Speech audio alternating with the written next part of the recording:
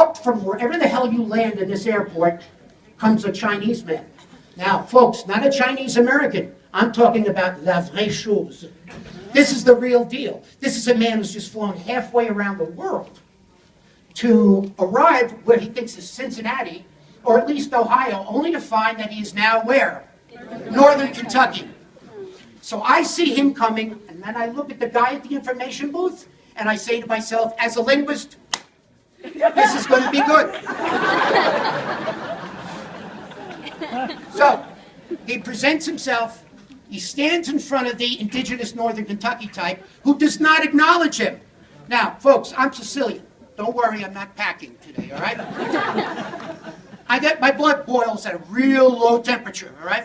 So this guy's now looking at the Chinese man, and as accustomed, the Chinese man will wait until he's acknowledged. Finally, he slaps closed his book. He looks at the Chinese man, and he says, ready? He says to the Chinese man, "Hey." Now, I can see some of you folks don't speak English. He says, "Hey, can I get a translation, please? May I help you, please?" What's the matter with you people? You don't speak English. Miraculously, the Chinese man understood him. I was completely flummoxed. I figured, well, maybe they have audio cassettes of indigenous Northern Kentucky pronunciation. These lovely people practice. Hey, I don't know. Who knows? Who the hell knows anything? So fine.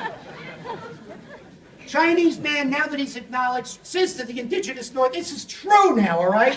Indigenous Northern Kentucky type, he says, "I need mop." You're already starting to track where I'm going, right? God's honest truth. Indigenous Northern Kentucky type looks up at the Chinese man and says, "What in hell you need a mop for?"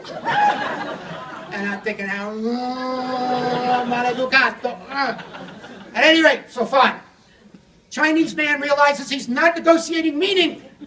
So he reformulates simply what he means to say, and once more, he says to the indigenous Northern Kentucky type, "I need mop airport.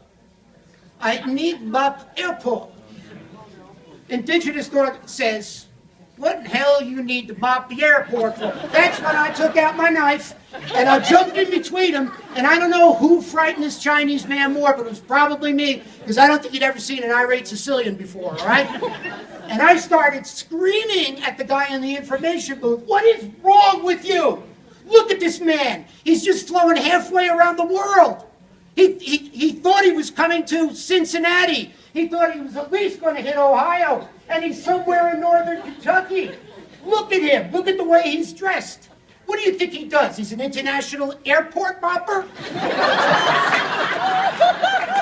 And all he does is fly around the world, and he randomly selects airports to mop, and today's your day?"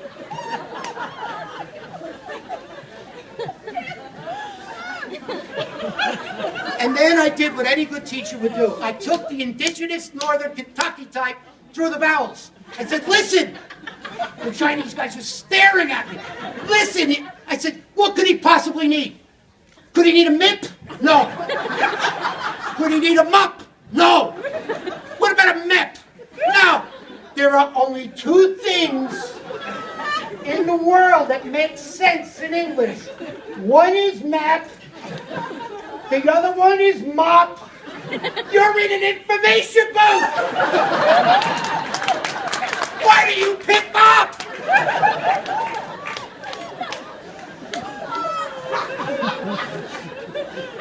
My life is a cartoon.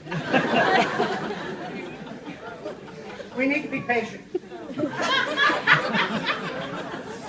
Here's what I know about language and what I know about proficiency. And we're going to cut to the quick on all this stuff. There are certain things that are pro-linguistic and certain things that are anti-linguistic. I also know that language is primarily a psychological phenomenon. It's much more psychological than it's ever been logical. You can make it logical by marching through the grammatical syllabus. You start off with the articulos, the masculinos, the femininas, the singulares, the plurales, verbos regulares, verbos irregulares. Kids don't know, it's all irregular. I don't know what the hell you're talking about. The futuro, the preterito, which as you know is a pequeñito preter. But the fact fact of the matter is, language has a lot to do with personality. Sometimes the kids are the biggest clowns in your classroom, actually are showing you the personality traits, the psycholinguistic profile that's actually needed. Much more in many ways than Maria Elena, who sits in the front row, and if you sneeze, she wants you to repeat it because she thinks it'll be on the AP in 4 years. The kid that says, "Ooh, can we do double object pronouns again? Me and Kantan." And you want to say to the kid, "What the hell is wrong with you? Go on a date."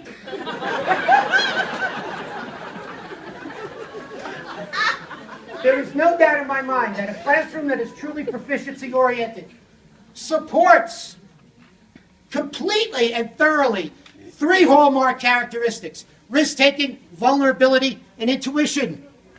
By risk-taking, I don't mean jumping out of a plane at 38,000 feet, attached to a bungee cord, while jugando el verbo haber en el pluscuamperfecto de subjuntivo. That is not linguistic risk-taking. Linguistic risk-taking is a willingness.